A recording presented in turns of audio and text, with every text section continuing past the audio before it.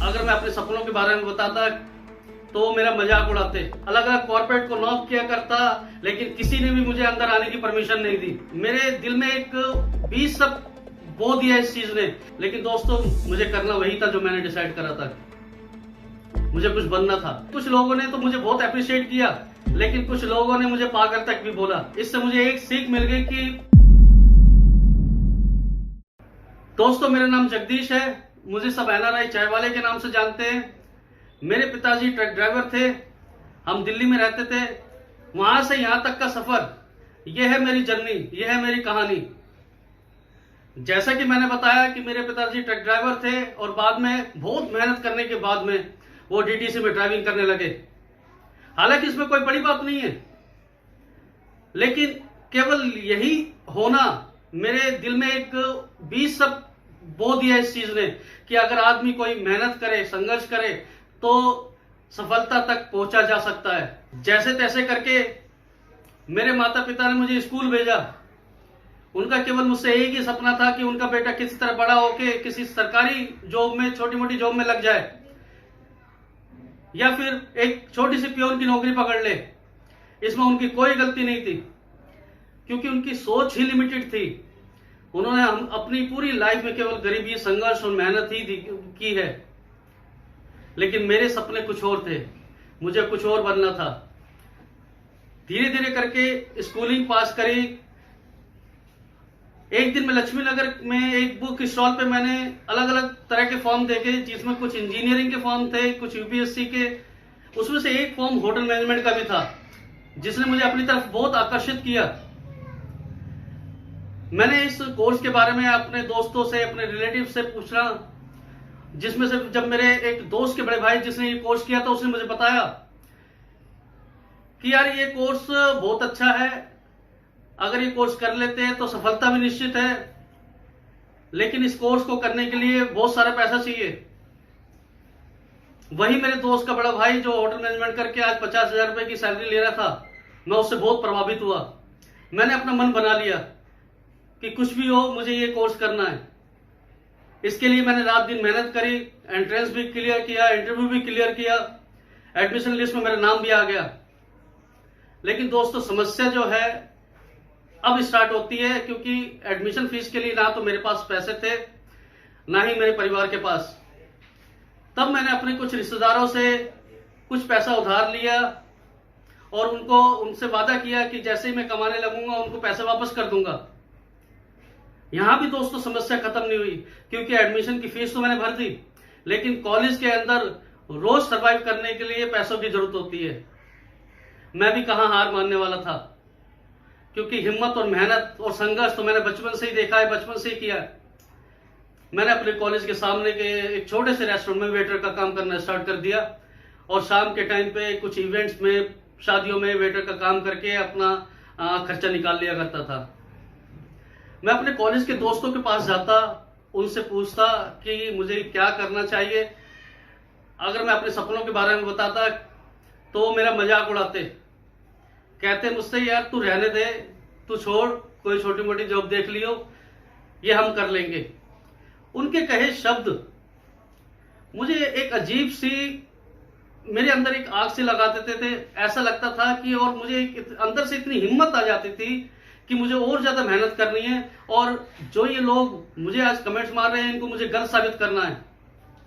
तो दोस्तों मेहनत करके मैंने अपना आईएचएम जो है फर्स्ट डिवीजन से पास किया। कैंपस में मेरा पहली जो मुझे जॉब मिली वो मेरे घर से केवल 5 किलोमीटर दूर थी, और मुझे 45,000 की सैलरी ऑफर हुई। उसी समय दूसरी एक जॉब घर से 50 किलोमीटर दूर, जहां पर मुझे सैलरी केवल 3400 रुपए ऑफर हुई। जी हाँ, आपने सही सुना, 3400 रुपए। तो पहले वाली के साथ में कंपैरिजन था ही नहीं। पैसा किसको नहीं चाहिए होता है, लेकिन क्योंकि मुझे कुछ बनना था, मैंने डिसाइड कर लिया था कि मेरे लिए क्या अच्छा है, क्या गलत है। वो 45 हजार की जॉब मुझे वहीं पर ही स्टक कर देती। मुझे वहां पर कोई कैरियर ग्रोथ दिखाई नहीं दी, और जो 3400 रुपए की जॉब थी वो मेरे लिए कॉन्टेक्ट्स बनाती, अपॉर्चुनिटीज के दरवाजे खोलती। सबने मुझे मना भी किया, यार तू कैसे सोच सकता है 45,000 की जॉब छोड़ने के लिए। और 3400 की जॉब करना चाहता है? तू पागल है। लेकिन दोस्तों मुझे करना वही था जो मैंने डिसाइड करा था। मुझे कुछ बनना था। मैंने वो 3400 की जॉब की, काफी मेहनत करी, और मैं सुबह 6 बजे जाया करता था, शाम को 6 बजे मेरा ऑफ हुआ करता था। ऐसा चलता रहा। फिर एक दिन मैं अपने जीएम के रूम में चला गया। मैंने कहा सर मुझे अपने डेली रूटीन के अलावा भी दूसरे डिपार्टमेंट में काम सीखना है। काफी मेहनत के बाद में मैंने उनको कन्विंस कर लिया, लेकिन उन्होंने साफ साफ कहा कि जगदीश ना तो हम तुझे एक्स्ट्रा बेनिफिट देंगे ना एक्स्ट्रा सैलरी। खैर एनीवे हु बोदर, क्योंकि मुझे तो आगे बढ़ना था, मुझे तो काम सीखना था। मैं जानता था अगर मैंने काम नहीं सीखा तो मैं आगे नहीं बढ़ सकता। तो दोस्तों मैं सुबह 6 बजे से अपनी जॉब स्टार्ट करता, शाम को 6 बजे पहली जॉब खत्म करता, 1 घंटे का टी ब्रेक लेता और रात को 7 बजे से 12 बजे तक दूसरे डिपार्टमेंट में काम किया करता। मेरा वो जीएम जिसने मुझे परमिशन दी थी उसने वहां से रिजाइन करके वो मिडिल ईस्ट चला गया था। और कुछ समय बाद जब उसका मेरे पास में कॉल आया, उसने कहा कि जगदीश मैं तेरे काम से बहुत खुश था, क्या तू मिडिल ईस्ट आना चाहता है? तो दोस्तों ये मेरी सफलता का जो फल था वो मुझे पहली बार मिला। मैंने बिना सोचे ही मूव करना डिसाइड कर लिया कि वहां जाना है। 2 साल वहां काम किया, मेहनत की, प्रमोशन भी मिला, इंक्रीमेंट भी मिला। लेकिन मेरा सपना था एक अच्छा बिजनेसमैन बनने का। उसको चेज करता हुआ मैं वहां से 2 साल के बाद मैं न्यूजीलैंड चला गया, जहां कुछ साल मैंने काम किया। फिर अचानक एक दिन एक मेरा दोस्त आया और उसने कहा जगदीश एक रेस्टोरेंट खोलते हैं। मुझे ये आइडिया बहुत अच्छा लगा। मुझे लगा कि शायद सफलता मेरे नजदीक आ रही है। मैंने आज तक जितना भी पैसा कमाया था सब कुछ उस बिजनेस में लगा दिया। उस बिजनेस को हमने, उस रेस्टोरेंट को हमने 1 साल के अंदर प्रॉफिटेबल रेस्टोरेंट में बदला। काफी अच्छा प्रॉफिट हो रहा था। फिर अचानक मुझे एक दिन ऐसा आया कि जब मेरे हाथ में एक लेटर दिया गया एक लॉयर से और कहा गया कि कल से आप नहीं आ सकते। जानते हो दोस्त क्यों? क्योंकि मैंने दोस्ती में वो बिजनेस किया था, कोई डॉक्यूमेंटेशन नहीं करी। इससे मुझे एक सीख मिल गई कि मैटर नहीं करता आप किस पे कितना ट्रस्ट करते हैं, लेकिन अगर आप बिजनेस में जा रहे हैं तो एक प्रॉपर डॉक्यूमेंटेशन का होना बहुत जरूरी है।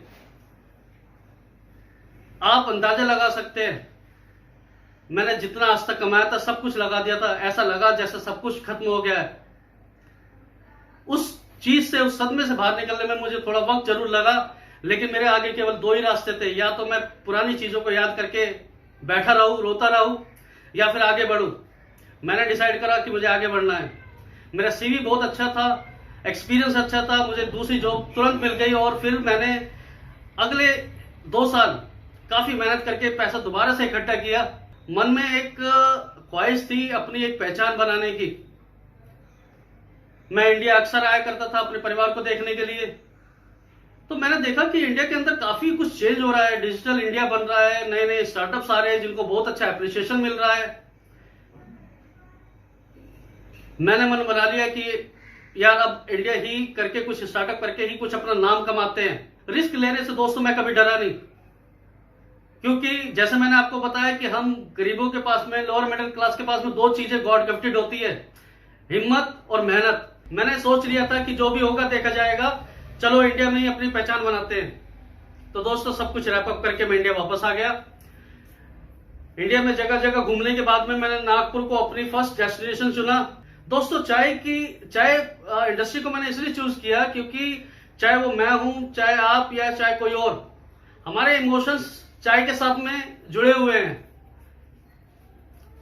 चाय मोस्ट कंज्यूमिंग प्रोडक्ट है इंडिया के अंदर, और कहीं ना कहीं इसकी जो मार्केट है वो बहुत ही अच्छी मार्केट है, बहुत अच्छा पोटेंशियल है, बहुत अच्छी ग्रोथ है, इतना कंपटीशन नहीं था। तो दोस्तों मैं दिन में सुबह 8 बजे कॉर्पोरेट हब में चला जाता, अलग अलग कॉर्पोरेट को नॉक किया करता, लेकिन किसी ने भी मुझे अंदर आने की परमिशन नहीं दी। मेरी शर्ट पसीने में इतनी भीग जाया करती थी कि जैसे अभी बारिश में नहा के आया हूं। ठंडे पानी की जो बोतल में ले जाया करता था वो पानी बोतल में ही गर्म हो जाया करता था, इतनी गर्मी थी वहां पर। तो दोस्तों काफी संघर्ष के बाद में जब भी मुझे चांस नहीं मिला तो मैंने मन बना लिया कि ठीक है, अगर ये कॉर्पोरेट मुझे अंदर आने की परमिशन नहीं दे सकता तो बाहर ये कॉर्पोरेट मुझे रोक भी नहीं सकता है। बस फिर क्या था, उसी कॉर्पोरेट के बाहर मैंने एक टेबल और एक कुछ बर्तनों का इंतजाम किया और चाय बेचनी शुरू कर दी। मैंने मन बना लिया था कि अगर कॉर्पोरेट नहीं तो कॉर्पोरेट के एम्प्लॉयज को बाहर टारगेट करूंगा, और वैसा ही हुआ।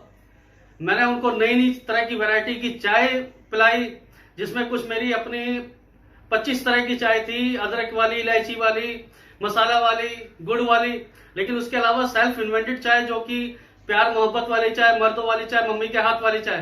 तो दोस्तों, जैसे इन चाय के नाम थे, बिल्कुल चाय भी बिल्कुल वैसी थी।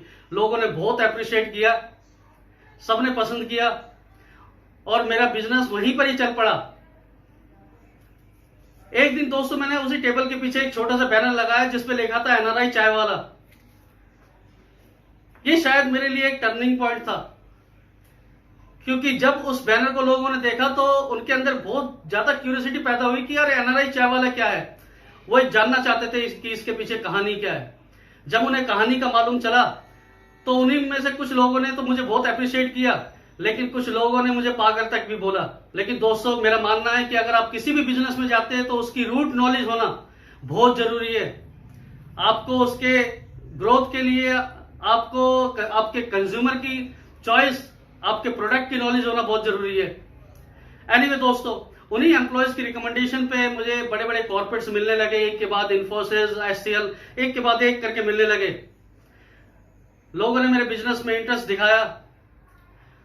अब केवल 8 ही महीनों में मेरी जो कंपनी का प्रॉफिट था 1.2 CR था। मेरी कंपनी कॉर्बाइट, जिसमें मैंने मल्टीपल फूड ब्रांड खोले, उसकी लोगों ने फ्रेंचाइजी लेना स्टार्ट कर दिया। आज मैं आपको अपने एक्सपीरियंस से कुछ बातें शेयर करना चाहता हूं कि दोस्तों, सफल बिजनेसमैन कैसे बनते हैं। इस चीज के लिए दुनिया में कोई किताब नहीं बनी, कोई किताब आपको नहीं बता सकती आपको बिजनेसमैन कैसे बनना है। आपको बिजनेसमैन बनाता है आपकी अपनी हिम्मत, आपका संघर्ष, आपका एक्सपीरियंस, आपका ग्राउंड लेवल पे क्या एक्सपीरियंस रहता है, आप लोगों को कैसे डील करते हैं, क्या उनके कुछ कहने से आप रुक जाते हैं या आगे बढ़ते हैं, क्योंकि जो रुक जाता है वो कभी आगे कुछ नहीं कर सकता। आज वही ट्रक ड्राइवर का बेटा करोड़ की कंपनी का मालिक है। तो दोस्तों, 2 चीजें बहुत जरूरी है, हिम्मत और संघर्ष। आगे बढ़ो, दुनिया की मत सोचो, क्योंकि ये तो वही लोग हैं जो आपको वापस आएंगे आपके पास में एक दिन। अंत में मैं धन्यवाद करना चाहूंगा जो स्टॉक हिंदी का, जिसके माध्यम से मैं अपनी कहानी आपको बता सका। धन्यवाद, थैंक यू दोस्तों। इस वीडियो के बारे में अपनी राय नीचे कमेंट सेक्शन में हमें बताएं और अपने दोस्तों के साथ ये वीडियो शेयर करना ना भूलें।